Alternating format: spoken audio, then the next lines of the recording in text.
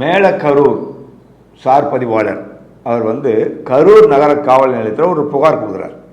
என்ன புகார் கொடுக்குறார் அப்படின்னா, சோபனா அப்படிங்கிற ஒரு இடத்த வந்து நாங்கள் ஒரு முக்கியமான ஆளுக்கு வந்து பதிவு பண்ண போகிறோம், அதை நீங்கள் வந்து பதிவு பண்ணி கொடுக்கணும் அப்படின்னு சொல்லிட்டு மிரட்டுறாங்க. வந்து அதாவது பிரவீன் உட்பட 7 பேர் மிரட்டுறாங்க. என்னென்னு மிரட்டுறாங்க, இந்த மாதிரி அந்த இடம் எங்களுக்கு நாங்கள் வாங்கிட்டோம், நாங்கள் பண்ணிட்டோம், நாங்கள் தான் அவங்களுக்கு கொடுக்க போகிறோம் அப்படின்னு. அது பார்த்தா அது ஃபோர்ஜரி நடக்குது. அது தெரிஞ்சு போச்சு இவருக்கு. ஏன் எப்படி தெரிஞ்சு போச்சு அப்படின்னா, சோபனாவுடைய அப்பா வந்து சப் ரெஜிஸ்ட்ரார்கிட்ட கம்ப்ளைண்ட் கொடுக்குறாரு. டாக்குமெண்ட் எல்லாம் என் பொண்ணுக்கு நான் தான செட்டில்மெண்ட் பண்ணிட்டேன், டாக்குமெண்ட் என்கிட்ட தான் இருக்குது, அந்த டாக்குமெண்ட் தொலைஞ்சு போனதா இவங்க வந்து போலி புகார் கொடுத்து அது ஒரு கண்டுபிடிக்க முடியவில்லை அப்படி ஒரு சான்றிதழ் பெற்று சென்னை வில்லிவாக்கம் போலீஸ் ஸ்டேஷனில் வாங்கினேன். இந்த சார் உங்ககிட்ட வந்து பதிவு பண்ண வராங்க இந்த இடத்த, இது வந்து போலி ஆட்டுன்னு கம்ப்ளைண்ட் கொடுத்துட்டார். இதை வச்சு இவர் வந்து ரிஜிஸ்டர் பண்ண மாட்டேங்கிறார். அப்போ அந்த பிரவீன் சம்மந்தப்பட்ட தகவல்கள் என்ன பண்ணால், இது முக்கியமான ஆளுக்கு ரிஜிஸ்டர் பண்ண போகிறோம், நீ ரிஜிஸ்டர் பண்ணி கொடுத்துட்டியானா நல்லா இருப்ப, இல்லைனா நீ இடம் வேலை நான் ஒன்றும் உத்தரவாதம் பண்ண முடியாது மிரட்டுறாங்க. மிரட்டுறியா அப்படின்னு சொல்லி சரி சரி பண்ணிக்கலாங்க அப்படின்ட்டு சார் பதிவாளர் போய் கரூர் காவல் நிலையத்தில் நகர காவல் நிலையத்தில் புகார் கொடுத்துட்டார்.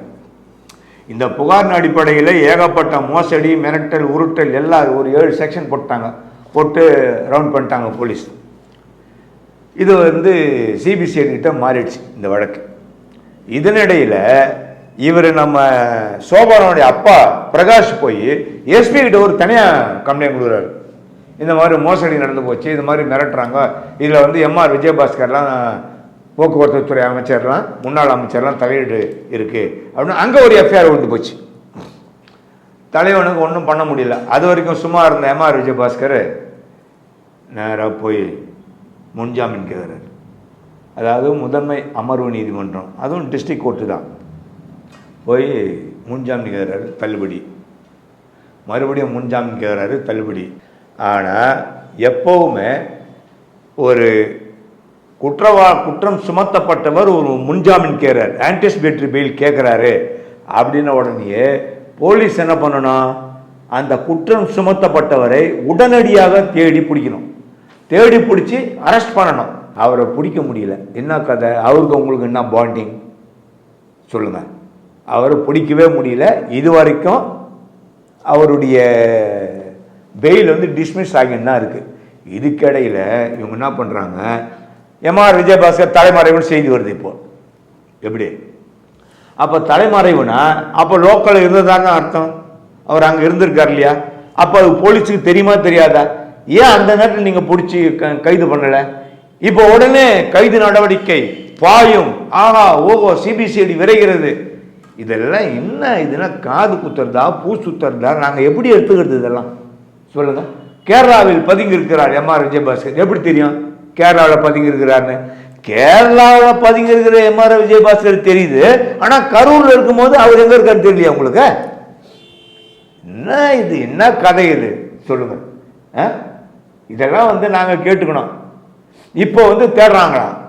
அது மட்டும் இல்லாமல் இப்போ அவர் விஜயபாஸ்கரை மிரட்டுறதுக்கு அவருடைய ரெயின்போ காலனியில் உள்ள வீடு ரெய்டு, சாயப்பட்டில் ரெய்டு, அவங்க ஒய்ஃபுக்கிட்ட 7-8 மணி நேரம் விசாரணை, சிபிசிஐடி விசாரணை. இதுதான் என்னன்னா மக்கள்கிட்ட காமிக்கிறாங்கண்ணா, நாங்கள் இவ்வளோ வேலையில் கரெக்டாக இருக்கிறோம், இவ்வளோ ஜரூராக இருக்கிறோம், இவ்வளோ. இது எப்போ இருந்துருக்கணும்? மொத ஆன்டிசிபேட்டரி பில் போட்டாங்க தெரியுங்களா, அப்போ பண்ண வேண்டிய வேலை இது. 1 மாதம் போட்டு பண்ணுறீங்க, ஆளை துரத்தி அமைச்சிட்டு காணால போயிட்ட பிறகு எப்போ பண்ற வேலை இது? அப்போ பண்ணிருக்கணும். அதை விட்டுட்டு இப்போ வந்து தேடுறாங்க போடுறாங்கன்னு சும்மா சீனை போட்டு அங்க ரெய்டு இங்க ரெய்டு அப்படின்னு பண்ணீங்கன்னு ஒரே விசாரணை போட்டோம், நாங்கள் நடவடிக்கை எடுக்கிறோம் அப்படின்னு சிபிசிஐடி வேலை காமிச்சுட்டு இருக்கிறாங்க. சரி, நான் என்ன கேட்குறேன்னா, இந்த எம்ஆர் விஜயபாஸ்கர் சார்பில் வந்து பெயில் போடுறாங்க இல்லையா, அவர் கேட்குறாரா, எங்கள் அப்பாவுக்கு உடம்பு சரியில்லை, நான் தான் போய் கூட இருந்து வைத்தியம் பார்க்கணும், அதாவது உதவி பண்ணிட்டு இருக்கணும். அப்போ எம்ஆர் விஜயபாஸ்கர் ஆளே இல்லை போல இருக்குது. அப்போ எங்கேயோ ஒரு இடத்துல இருந்தானு கேட்குறாரு, அவரு கரூரில் இருந்தானு கேட்குறாரு. அப்போ கரூரில் அவரை தேடி கண்டுபிடிக்க முடியாது உங்களால? சொல்லுங்க, என்ன இதெல்லாம் நாடகம் சொல்லுங்க. இதுக்கு மேலே என்ன எனக்கு ஒரு சந்தேகம்னா, ஏன்பா அமர்வு கோர்ட்டில் தான் 4-5 முறை 7 முறை 5 முறை டிஸ்மிஸ் ஆகுது. டிஸ்மிஸர் ஆர்டர் வாங்கி நீங்கள் போய் ஹைகோர்ட்டில் பெயில் போட வேண்டியதானே? ஏன் ஹைகோர்ட்டில் பெயில் போட மாட்டேன்றீங்க? என்ன விஷயம்? இவங்களுக்கு என்ன விஷயம்னா, எப்படியாவது உள்ளே அட்ஜஸ்ட் பண்ணி சரி கட்டி எப்படியாவது பெயிலை வாங்கிடலாம் போலீஸை சரி பண்ணி அப்படின்னு நினச்சாங்களா? இல்லை போலீஸே அறிவுரை சொல்லிச்சான்னு தெரியல, ஹைகோர்ட்டு போகாதீங்க பெரிய பிரச்சனை ஆகிடும் அப்படின்னு சொன்னாங்களான்னு தெரியல. ஏன்னா இத்தனை முறை பெயில் டிஸ்மிஸ் ஆகி ஏன் அரெஸ்ட் பண்ணல அப்படின்னு ஹைகோர்ட்டில் கேட்பாங்க கேள்வி. இத்தனை முறை பெயில் டிஸ்மிஸ் ஆகிருக்கு, போலீஸ் நீங்கள் என்ன பண்ணியிருக்கிறீங்க அப்படின்னு கேட்பாங்க. இப்போ சென்னையாக இருந்தால் அவ்வளோ பரவாயில்ல, பெரிய ஏரியா. கரூர் வந்து அவ்வளோ பெரிய ஏரியா கிடையாது, ஒரு சின்ன ஏரியா தான். எங்கே வெளியெல்லாம் போக முடியாது, ஈஸியாக கண்டுபிடிச்சிடலாம். அப்போ இதெல்லாம் வந்து இந்த நாடகமா உண்மையா பொய்யா? இது யாருக்கு காட்டுற நாடகம்? கவர்மெண்ட்டுக்கு காட்டுறீங்களா? எப்படி எடுத்துக்கிறது? முன்னாள் அமைச்சர் அவர், அதிமுககாரு, ஈஸியாக அரெஸ்ட் பண்ணலாம் போலீஸு. ஏன் அரெஸ்ட் பண்ண மாட்டீங்க? என்ன உங்களுக்குள்ள ஒரு அண்டர்ஸ்டாண்டிங் என்ன? அப்படிதான் கேள்வி கேட்கணும். என்னடா இத்தனை முறை டிஸ்மிஸ் ஆகுது, ஏன் பிடிக்கலாம் அங்கேயே கேட்டுருக்கணும், அமர்வு நீதிமன்றத்திலே கேட்டுருக்கணும். கேட்டாங்களா என்னன்னு தெரியல. இப்போ அவர் வந்து கேரளாவில் பதுங்கி இருக்கிறாரு அப்படின்றாங்க. இப்போ அவரை பிடிக்க போறீங்களா இல்லையா? இல்லைன்னா பெயிலை கொடுத்துட்டு போங்க. எங்கே இருக்காருன்னு தெரியல, எங்களுக்கு கண்டுபிடிக்க முடியலன்னு கோர்ட்டில் சொன்னால் பெயிலை கொடுத்துட்டு போக போகிறாங்க, முடிஞ்சு போச்சு. சும்மா இதை போட்டு எதுக்கு தேய்ச்சின்னு கிடக்குறீங்க? அவரை பிடிக்கிறதுக்கு போய் இதெல்லாம் போய் விசாரணை, என்ன விசாரணை இதெல்லாம்?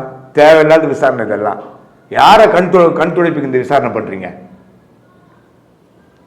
சொல்லுங்க? இந்த விசாரணைக்கு எதுக்கு என்ன சம்மந்தம் இருக்கு? முன்கூட்டியே பண்ண வேண்டிய விசாரணை இப்போ ஏன் பண்ணுறீங்க? இப்படிலாம் பல கேள்விகள் வருது, மக்கள் கேட்குறாங்க.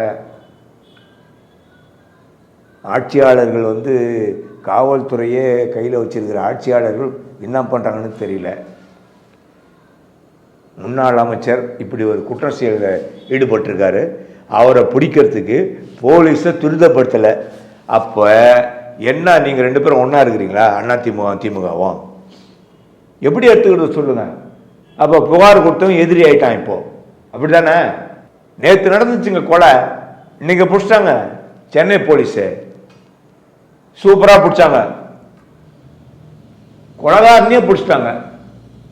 இவரை பிடிக்க முடியல உங்களால்? அது ஒரு பெரிய விஐபி. யாருக்கு காட்டுற கண்ணாமூச்சி இது? இது எங்களை நம்ப சொல்றீங்களா? ஏதாவது ஒரு செய்தி போட்டுக்கிட்டே இருக்கணும் உங்களுக்கு, நீங்க வேலை பார்க்குறீங்க அப்படின்னு, அப்படித்தானே?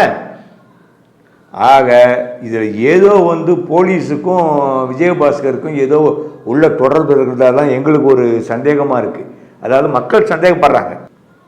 அந்த மக்கள் சந்தேகப்படுறத நான் உங்ககிட்ட பதிவிடுறேன். சரி, இந்த விசாரணையில் நீங்கள் என்ன பண்ணீங்க? ஏதாவது ஒரு ப்ராக்ரஸ் இருக்கா? என்ன காரணம்? இது ஏதாவது சொல்ல முடியுமா உங்களால்? அதுவும் சொல்ல முடியாது. ஆக இந்த விஜயபாஸ்கர் விஷயத்தில் ரொம்ப சந்தேகங்கள் வலுக்கிறது, ஏகப்பட்ட சந்தேகங்கள் வலுக்கிறது. இந்த சந்தேகத்தை வலுக்காத அப்படியே ஆற போட்டு பூமியோட பூமியாக நீங்கள் புதைக்கணும் அப்படின்னா எம்ஆர் விஜயபாஸ்கரத்தை தெரிஞ்சுக்கின்னு உடனடியாக கைது பண்ணுங்க. கைது பண்ணி இந்த விஷயத்தை சீக்கிரமாக முடிங்க. Like, share and subscribe. Subscribe பண்ணாதவங்க இப்பவே சப்ஸ்கிரைப் பண்ணிருங்க. எங்களோட அப்டேட்ஸ் உங்களுக்கு வரணும்னா